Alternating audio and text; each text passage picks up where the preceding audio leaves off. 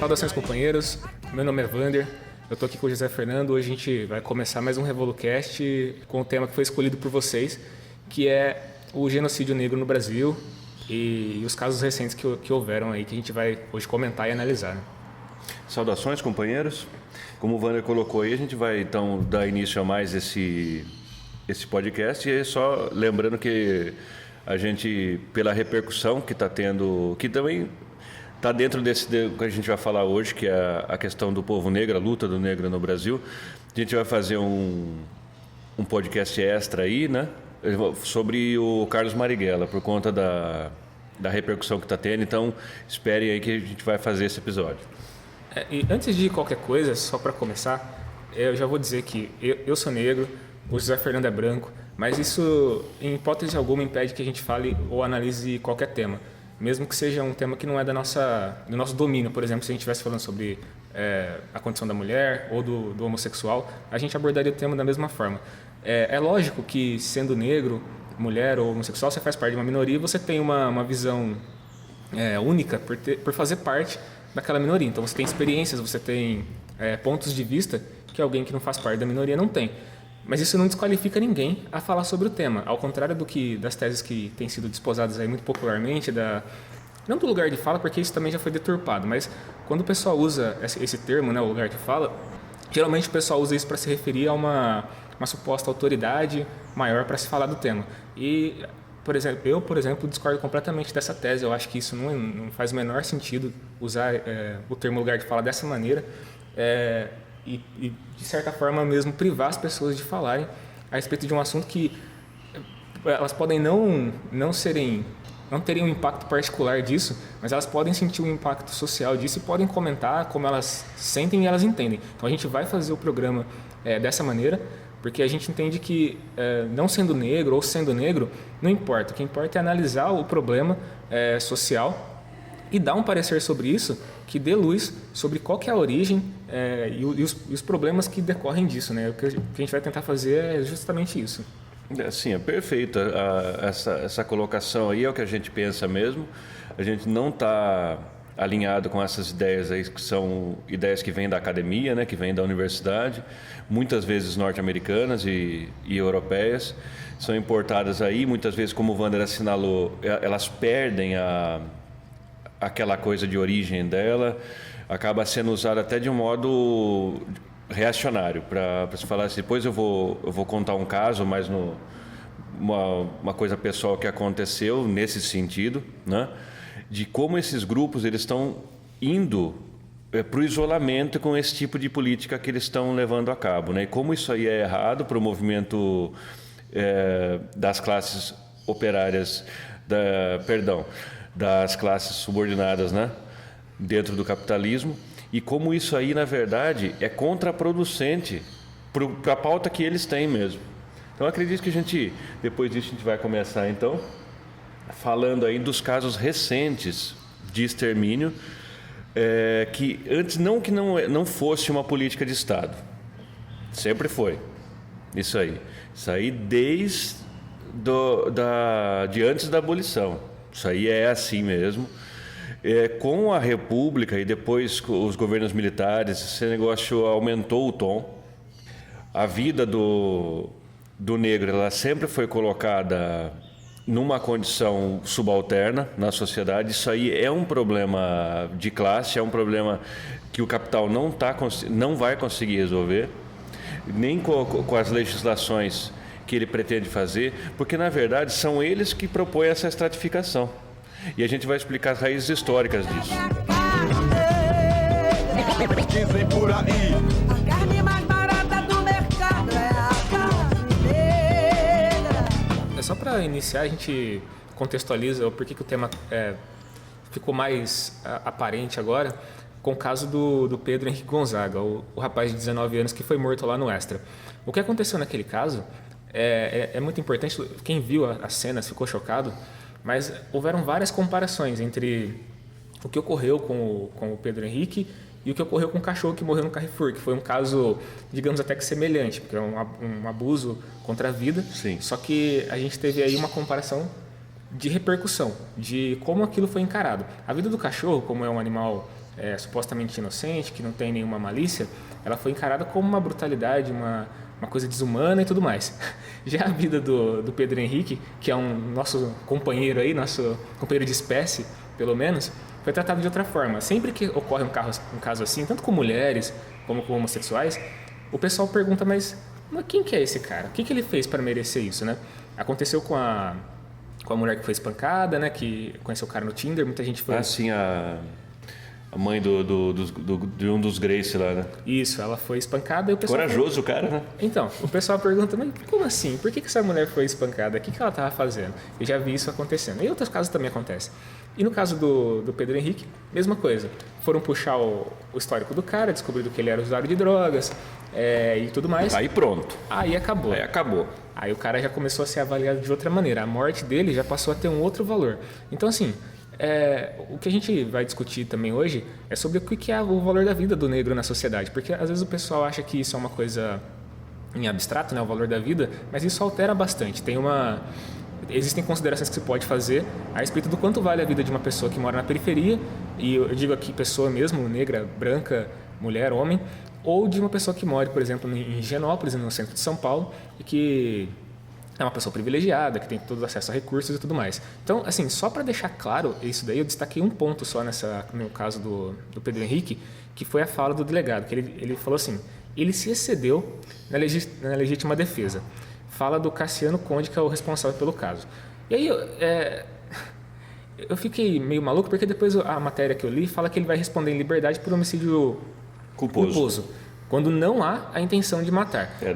Eles não entenderam que houve dolo. Né? Mas olha que insanidade. Então você vai dar um golpe de jiu-jitsu no cara, que você apaga o cidadão e você não está com a intenção de matar ele quando você vê que ele desmaiou e você não afrouxa a gravata. O oposto de homicídio culposo é homicídio doloso, como você disse. E esse daí inclui quando você tem a intenção de matar ou quando você assume o risco de matar. São duas coisas diferentes.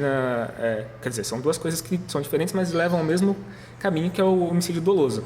E esse segundo ponto aí, que ninguém gosta de citar, não vi nenhuma matéria, que é quando você assume o risco de matar, ele está claramente expresso no vídeo, quando ele dá a gravata no rapaz.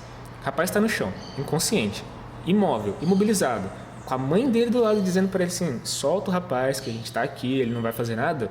O cara sabe que não vai acontecer nada, mas mesmo assim, ele assume ali que não importa. Ele vai continuar a gravata dele até o ponto indeterminado, que no caso foi a morte do rapaz. Então, assim, dois erros aí nessas duas frases que eu destaquei. Primeiro é acusar ele disso. Eu não sou nenhum punitivista, eu não quero que o cara morra na cadeia nem nada. Eu acho que o que ele fez realmente tem que ser punido, mas não é matar o cara, não é nada. É dar o tratamento devido. Eu não estou pedindo nada além do que está na lei.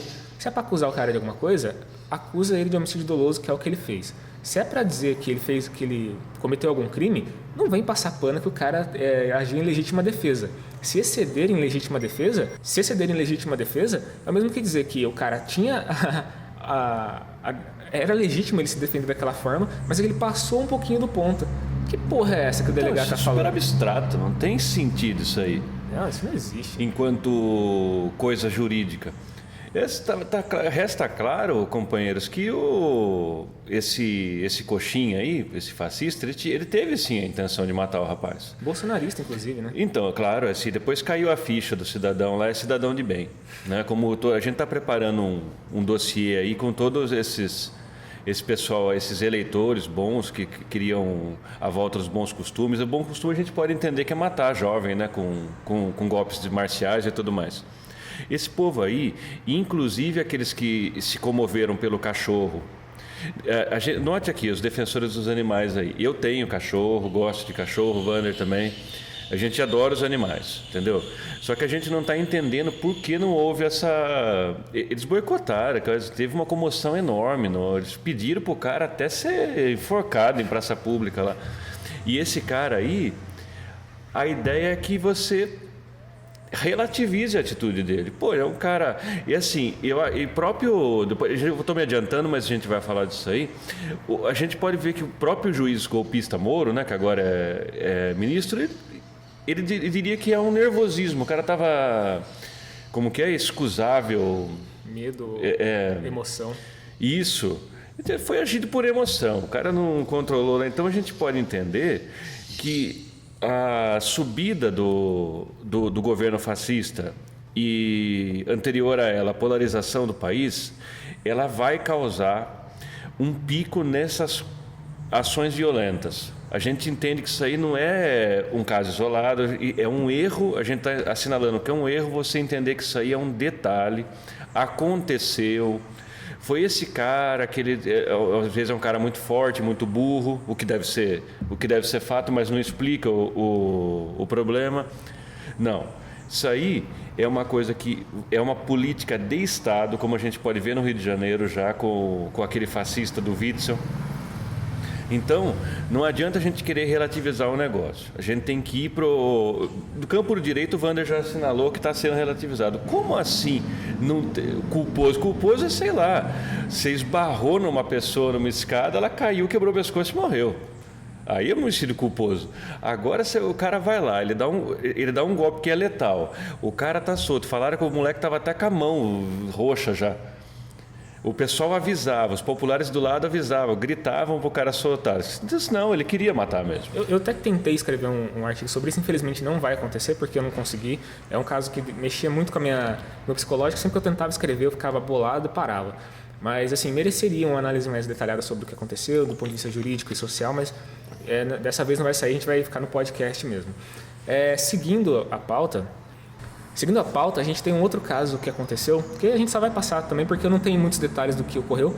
Obviamente que a polícia omite todas as evidências do que aconteceu ali, mas foi a chacina que ocorreu no Rio de Janeiro também, de 13 jovens que estavam numa casa, a polícia entrou lá, foi uma operação, matou todo mundo, saiu por isso mesmo, e a repercussão também foi bastante estranha, porque teve um pessoal defendendo que eles estavam numa operação antidroga. Só que assim, todo mundo que morreu ali, existem claras evidências que não reagiram. Os tiros que foram encontrados na residência, os moradores relatam que foram disparados depois da operação. O que significa que provavelmente a polícia forjou uma resistência para justificar o assassinato desses 13 jovens. E tudo nesse caso indica de que foi uma execução. Provavelmente é uma disputa de poder ali. O pessoal às vezes não entende, mas a polícia ela age nessas localidades como uma espécie de rival mesmo do tráfico, de disputa do poder do tráfico. E o que eu especulo que seja o que aconteceu ali? Provavelmente uma disputa de poder, talvez uma tentativa de abrir espaço para a milícia. A milícia é um poder perigosíssimo no Rio de Janeiro, é um poder derivado do Estado, que muitas vezes age em sintonia com o Estado, em sincronia com o Estado. Ele é uma forma, ele é quase uma continuação do Estado. Exatamente. O pessoal costuma dizer que a milícia é outra coisa, que não é... Não é. A milícia é o Estado na sua forma de agir por fora da lei. O Estado já faz isso nas instituições, só que a milícia foi necessária porque eles têm o desejo de executar mesmo, de cometer chacinas. E esse caso do Rio de Janeiro, para mim, na minha visão, é uma extensão disso. Não posso confirmar, mas assim, a polícia só mata, só executa quando é realmente necessário, quando eles acham necessário para os fins deles. Se não fosse uma coisa necessária, eles fariam uma operação ali, tentariam prender, faziam um cartaz, prendiam. Faziam uma coisa midiática, mas não, eles chegaram ali, executaram todo mundo e saíram. Né? Então eu acho que é isso. Né? Você não pode, essa análise do Wander é uma análise que tem pé na realidade aí, não é uma coisa delirante, tá certo? E a gente tem que colocar também que fora isso, o jeito que a polícia, só para a gente não fugir do tema, o jeito que a polícia age nas comunidades carentes é um absurdo. Esse ali é a total... O pessoal fala que é a ausência do Estado. A gente diria assim, não. Lá o Estado está como ele não teve nenhum outro bairro, nenhuma das outras localidades. Ali o policial, esse braço armado do Estado, ele vai lá e ele é tudo. Ele é juiz, ele é executor de pena de morte, que não existe no Código Penal, mas eles executam lá, tá certo? Existe isso aí na favela, é uma intervenção à ditadura. Né? Por exemplo, e sempre foi assim, nas cidades, no asfalto, como diz o pessoal da favela, né? As coisas estão difíceis, lá o grau é muito maior. Por quê? Porque é o que o Wander estava assinalando. É o preço da vida. Vamos supor, se eles fazem um negócio desse numa casa nos Jardins de São Paulo, mata 13 estudantes, que daí é estudantes, né? Que eles colocam nos jornais.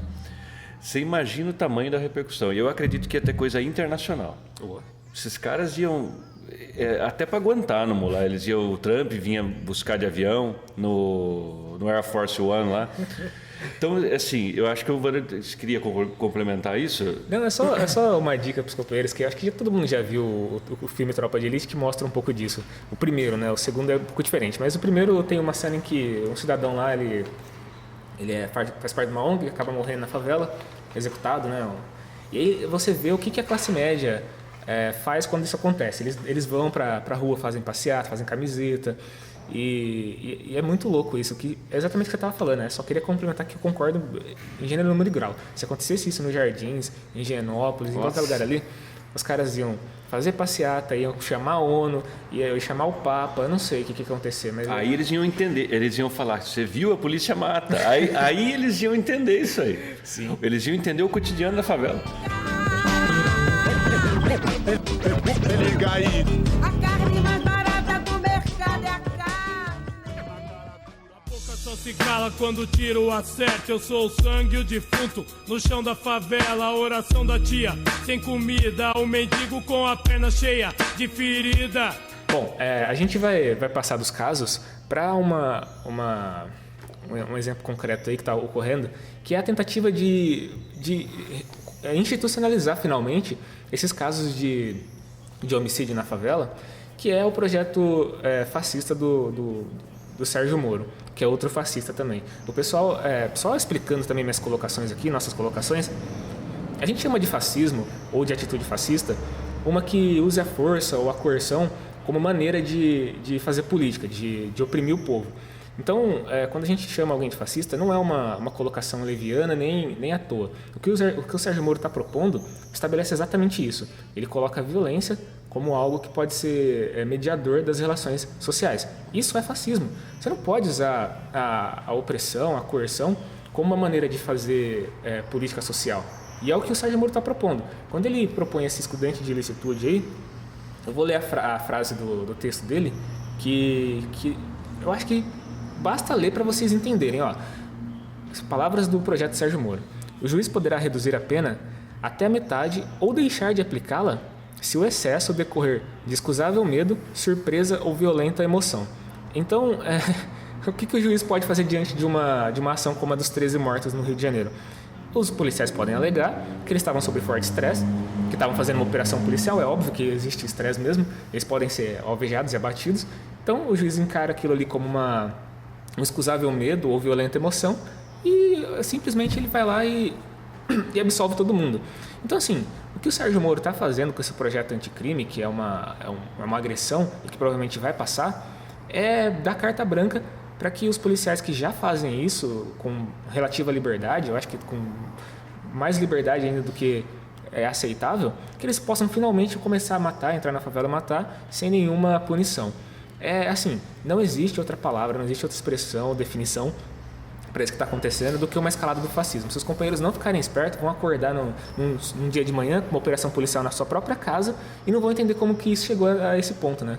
Então é importante analisar esses projetos do Sérgio Moro. É uma coisa que a gente fica... se sente mal com tudo isso, né, do ponto de vista pessoal, mas do ponto de vista político a gente não se surpreende, a gente imaginava que ia ser assim, porque desde que ele começou a ter participação grande no projeto do golpe, que foi a Lava Jato, esse cidadão aí, que é um vendilhão, né, é um cara pago, ele está a soldo do golpe da burguesia, ele ia ser alçado mesmo a alguma coisa de relevo, mesmo se ele continuasse como juiz. Então, isso que o Wander assinalou nessa excludente de ilicitude, isso aí, o que ele está fazendo? Ele está dando tintas aí legais, né, por uma coisa ilegal. Assim, porque assim, o pessoal pensa, vamos pensar um pouco nisso aí. O pessoal fala, não, mas a lei tem que ser cumprida, que está na lei. Não, não é assim não. A gente tem que... Existem leis que elas extrapolam do campo dela ali E ela faz o quê? Ela não te dá segurança jurídica. Ela coloca a sociedade sobre um estado de terror. Como assim tem que ser cumprida a lei? Não faz sentido nenhum. Agora tem uma lei lá, que o cara pode entrar em qualquer residência na periferia, como se isso já não acontecesse, né? Que eles entram mesmo. Aí a gente vai ter que falar assim, agora é lei, então tudo bem. Não tudo bem nada. Isso aí tem que ser denunciado como profundamente antidemocrático. Não pode ter um negócio desse aí. Esse pacote anticrime do Sérgio Moro, como foi assinalado, é fascista. Talvez é uma das maiores aberrações jurídicas que já existiu na história do judiciário brasileiro. Isso aí é uma coisa, eu pediria para os companheiros lerem na íntegra o negócio. É horripilante. Vale a pena mesmo. E às vezes o pessoal acha que o fascista ele vai aparecer com um uniforme próprio. Com a suástica, né? E quando não tem símbolo, não é fascismo mais. Porque eles têm pensamento esquemático. Exatamente. Tem que estar de uniforme, o cara tem que usar um uniforme caqui lá, ou senão uma coisa preta, uma boina com uma caveira. Se o cara tiver de terno e ser chamado de ministro da Justiça, ele não pode ser fascista. Como assim ele é fascista? Cadê o uniforme dele, o bigodinho lá e tal? Tudo bem, o cara tem uma cara de pato mesmo, ele é esquisito, ele tem cara de tonto, eu concordo com tudo isso. Só que por baixo dessa capa de idiotice e de limitação intelectual, vocês podem ver uma intenção, que está escrita no projeto, não tem como ignorar isso. Só para fazer a conexão, que acho que a gente deixou um pouco de lado, esse projeto vai atingir justamente a população negra. Então, o extermínio de pessoas que vão ocorrer diante dessa nova lei não vai ser de pessoa lá da zona sul do Rio de Janeiro, não vai ser gente de classe média, vai ser negro, favelado. E só para fazer o gancho já, a gente eu gostaria de fazer a conexão com os companheiros da raiz histórica dessas favelas, desse espaço de ocupação da população negra e de como que ela ocorre historicamente. Por quê? O pessoal, se for para o Rio de Janeiro, eu fui uma vez só, eu tive uma visão um pouco mais completa de como que ocorre a divisão ali. A divisão é territorial, de fato. Você tem você atravessa uma rua, você está em outra realidade. Aqui na região, eu já tive a oportunidade de ver uma coisa parecida. Só para contar um caso para os companheiros. Existe uma ocupação aqui chamada Zumbi dos Palmares. E eu tive a oportunidade de ir lá algumas vezes. Minha tia mora ali perto, então eu já entrei lá. E é surreal, porque assim, mesmo eu sendo negro e morando aqui na cidade há muito tempo, eu nunca tinha visto nada parecido. E o tratamento que dão lá às pessoas é completamente diferente do que eu já recebi. Porque assim, se atravessa uma rua, e o que eu vi quando eu fiz isso? Eu vi, por exemplo, que não tinha asfalto na ocupação, esgoto a céu aberto, chuva entrando na casa das pessoas. É uma condição de vida que eu jamais porque apesar de morar aqui, eu moro em casa própria, eu tenho uma série de privilégios que essas pessoas... da classe média, né? Eu sou uma pessoa de classe média, então eu nunca tinha visto nada parecido. E aí, tem uma coisa que me surpreendeu muito, que eu sempre conto, que tinha um menino lá que estava estralado de cocaína. O menino tinha cheirado ali que nem um louco. E eu perguntei pro meu primo, falei, nossa, por que os caras deixam aqui, por que o tráfico deixa essas crianças usarem cocaína? E ele falou assim, olha o frio que está fazendo. Na época era inverno, estava fazendo 10 graus. Olha o frio que está fazendo. Se essa criança fica em casa sem cobertor, sem nada, nesse barraco de pau, e ela não usa cocaína, ela vai passar frio a noite inteira. Então compensa muito mais para o cara deixar a criança num conforto relativo, que é usar a droga, para que ela não sofra mais diante desse frio extremo que está fazendo. Essa é uma realidade que quem mora em casa própria... jamais vai perceber. Não entende. E aí o cara se revolta, vai assaltar, vai dar tiro, vai fazer as coisas, e o pessoal acha que ele é um cidadão de mal, moralmente degradado. Exatamente. O que está acontecendo? É uma resposta do cara, não é uma reação de cunho moral, que eu quero roubar o que você tem. Não quero... Olha, é um negócio... Ninguém quer isso aí, a não ser que o cara seja muito... Mas, aliás, esse negócio do roubo aí é uma coisa... Isso é excusável, né, o doutor Moro? Porque assim, o cara está numa situação dessa. Veja o caso que o companheiro contou. O cara tinha que dar uns tiros lá para conseguir aguentar o frio, porque ele não tinha condições básicas, é uma criança. Agora veja só, esse cara vai crescer desse jeito aí, vendo o pai e a mãe numa situação dessa, se tiver, geralmente está preso, né? Porque fazia parte do tráfico, etc. e tal. Eles querem que o cara cresça, falar, não, peraí, eu não posso ser assim, a sociedade não é desse jeito, eu vou sair daqui, né, e vou ali disputar uma vaga na USP com um cara que morou no Morumbi. Sabe, isso aí o pessoal tem que deixar de ser idiota. O crime é um problema social, ele não é um problema moral e ele não é um problema de polícia. Já está muito provado que o abismo social, você diminui ele com políticas públicas, atacando a pobreza na raiz, atacando as faltas de recursos dessas comunidades, dando saneamento básico, infraestrutura, um pouco de dignidade para esse povo, daí sim conseguir ver que a sociedade não deixou ele à margem. Existe para ele uma luz no fim do túnel. Porque senão, tem gente que não tem sangue de barata, meu. O cara vai colocar um berro na cintura lá, ele vai fazer o dele. Tem até nas músicas do Bezerra da Silva tem um termo para isso aí. Vai assim, o meu eu faço na cintura. É o cara que pegou, ele enjoou, né? Tem um rap do Facção Central, que o cara, o Eduardo, ele compôs um negócio, muito provavelmente ele ouviu lá, né? Viveu, que é uma coisa que o pessoal não entende. O cara vai lá e comete um latrocínio, que é odiado pela população da pequena burguesia em geral, né? Que aqui é absurdo entrar na loja de um cidadão lá, dar um tiro nele e roubar as coisas. Ele falou assim, quem viu a mãe pedir esmola tem sangue no raciocínio. Pense nisso aí. Os caras não querem... A mãe tropeçou na rua de um pequeno burguês lá e chora, faz texto no Facebook. Agora o cara, a mãe dele sei lá, tem que se prostituir para conseguir comer um pão. Não muda nada isso aí. E para complementar isso também, eu tenho uma experiência própria de ter frequentado a faculdade durante várias vezes, inclusive. A cada faculdade que eu desistia era um pouco mais de decepção para minha mãe, que chorava no banho. Mas assim, o que eu pude ver frequentando 3 cursos diferentes, em todos eles, é que eu era minoria ali. Então, quando a gente fala de minoria, não é minoria em números, também é uma outra coisa que talvez gere confusão aos companheiros. Quando a gente fala de minoria, é minoria nos espaços de privilégio, nos espaços econômicos mais privilegiados. Então, quando eu ia para a universidade, eu via exatamente isso. Na faculdade de arquitetura, o que eu vi foi classe média alta da região, estudando para trabalhar no escritório da mãe. Majoritariamente branca. Só com licença. Só com licença, só gente de bem.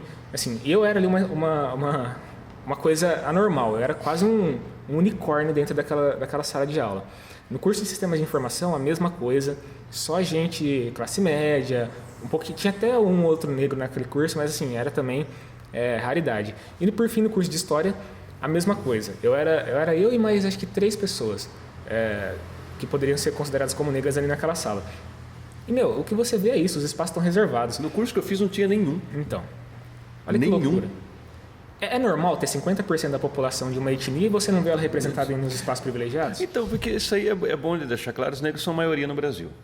Uhum. Isso aí isso aí é estatística. Você abre lá o IBGE e você vai ver isso aí. Aí o pessoal fica bradando contra as cotas que estão. E a gente só para assinalar, companheiro, a gente é a favor, totalmente a favor. Só que a gente acha que é pouco. A reparação tem que ser maior. A cota para os negros no ensino superior e, assinalo, no serviço público, ela tem que ser maior. Por exemplo, assim, você entra nas repartições públicas de alto clero no Brasil, você não vê negro. Você entra nas universidades, você entra na USP, você entrou na USP, você está no Zimbábue, né? Você tem professor? Não tem ninguém. Tem negro da classe média alta lá. Pô, cadê os professores negros? Cadê os estudantes negros da USP? Sim. E o que me fode é quando tem alguém uma exceção à regra que aparece, aí aparece, por exemplo, um bom médico, um bom advogado, o cara é negro, o pessoal fala, mas tá vendo aí, ó, o cara é negão, tá aí, tá fazendo tudo, tá advogando, como que não tem oportunidade pro cara? E é justamente o contrário, a exceção é que confirma a regra. Quanto menos você vê negro na sociedade em posições de destaque, maior é a comprovação de que essa é a regra, de que eles são minoria, de que existe um sistema. Eu estava falando que existe um sistema histórico que leva a essa realidade. E que realidade histórica é essa? É que se você pega, por exemplo, esse menino que eu citei, que vivia em condições subhumanas, e você avança na vida dele, você vai ver que os descendentes dele, os filhos que ele teve, os netos, viviam em condições ruins também. Não tem como você sair de uma condição precária vivendo em condições precárias. Você até pode perseverar, como dizem aí os adeptos da meritocracia, e conseguir superar isso com muito mais esforço do que o pessoal que não tem que fazer esse mesmo percurso. Só que, em geral, o que você vai ter são condições degradadas de vida, sociais e econômicas. Isso vai se perpetuar, isso vai se repetir. Porque é um estamento social, igual a gente chama atenção. O capitalismo ele tem uma mobilidade emperrada. É difícil, não é assim. O cara que está a gente voltando para as raízes, o Wander vai falar mais isso, não sei se a gente está com o tempo estourado também, mas seria interessante dizer isso aí. A abolição dos escravos no Brasil foi uma revolução frustrada. O pessoal se adiantou porque eles viram que a batata estava fervendo para eles, entendeu? Estava perigosa a situação, eles tinham visto casos revolucionários, como foi o caso do Haiti. Isso aí chocou o pessoal e nenhuma família negra foi indenizada. Já começa aí o problema. Eles tiveram que ir para as favelas, para os morros. Você já começou a desmontar esse mito idiota aí da meritocracia e por que as famílias negras não foram indenizadas? Quando eles querem alguma reparação histórica, eles têm que tomar terras. Os quilombolas, como foi a Fazenda Roseira em Campinas. Como assim? E agora, com o governo Bolsonaro, vai piorar essa situação. Ele já falou que ele vai atacar essa situação. Em relação a indígenas e a negros, ele deixou claramente expresso que não vai demarcar mais nenhum milímetro de terra e que o quilombola para eles é o equivalente animal. Ele comparou o peso deles a arrobas. Ele tem uma postura bem fascista, né, frente aos quilombolas. Extremamente fascista. Ele não considera como gente a população negra e a população indígena. Não existe uma reação adequada a isso que não seja no mesmo tom de violência e desumanidade. Se o cara se propõe a uma perspectiva tão desumana, ele não é humano. Ele não pode ser tratado assim. Ele não é um fascista. O Jair Bolsonaro, além de um fascista, ele é um cara com muito pouca capacidade intelectual. Então isso aí tem uma dose explosiva. Evidentemente que ele tem ali o staff dele, né? Ele tem o pessoal que pensa, mas assim, não é pensa muito não, viu? Pensa um pouquinho por ele lá. Só que assim, o que a gente está chamando a atenção é que esse governo não pode, porque ele é ridículo, ele é perigoso. Ele é ridículo mesmo, esse governo. Ele fala coisas absurdas e ridículas, só que ele é perigosíssimo e a gente está assinalando que o povo negro está em perigo. Como já teve, mas já teve, sim, já teve. Só que, olha só, o Witzel, você queria falar alguma coisa sobre isso? Ele está usando sniper no Rio de Janeiro. O pessoal está atirando para ver o tombo. Então, eles estão abatendo, não é qualquer um, eles estão abatendo negros da favela. Da favela. Porque eles não consideram que os negros sejam humanos. Então, assim, só para dar acho que pode ser a declaração final aqui, para os companheiros que são negros, que são de minorias, como os LGBTs e mulheres, tem que se preparar, tem que aprender arte marcial. Se puder aprender a atirar, aprenda a atirar. E principalmente comitês de autodefesa, companheiros. Os LGBTs e os negros estão com a corda no pescoço. Tem que aprender a se defender e quando a corda estourar mesmo, quando vier a pressão, tem que estar preparado, não para ficar fazendo passeata e ciranda. Tem que estar preparado para reagir à altura. Tem que dar porrada, se vier com arma, tem que dar tiro, tem que derrubar um por um, porque essa gente não é humana. Eles não querem o seu bem, eles não te consideram como gente, como está sendo provado vez após vez. Então não tem conversa. Não tem, vamos negociar, vamos fazer medida no Congresso. Isso daí não resolve o problema na vida real. Na vida real você vai ser abordado, vai ser enquadrado num beco aí, vai tomar chute até morrer, ou vai ser enforcado no supermercado. Qual é a reação para isso? E aí o governo vai dizer que foi um excesso na legítima defesa. O Trotsky dizia, companheiros, aos fascistas vamos apresentar o rosto dele ao asfalto. E tem que ser assim mesmo, a gente não é cirandeiro, a gente não está aqui para pregar pacificação de nada, a gente tem que ir para cima desses caras aí, comitês de autodefesa, defender o povo negro, defender os LGBTs, defender o direito democrático de toda a sociedade. Então, com essa conclusão maravilhosa, a gente vai encerrar mais um RevoluCast. Eu espero que os companheiros estejam cientes e atentos a respeito do que a gente falou. E a gente, na próxima semana, continua com o próximo tema, beleza? Até mais. Até mais. Meu som é pra pensar, pra ladrão raciocinar. Não tô na TV nem no rádio. Não faço rap pra cuzão balançar o rabo. Quero minha voz dando luz pro presidiário, denunciando a podridão do sistema carcerário, tirando a molecada da farinha. Não quero seu filho na mesa do legista. Eu tô do lado da criança, com fome desnutrida, que dá bote na burguesa e corre na avenida. Eu sou igual qualquer ladrão, qualquer assassino. Um revólver, um motivo é só o que eu preciso pra roubar seu filho, meter um latrocínio. Quem viu a mãe pedindo esmola tem sangue no raciocínio.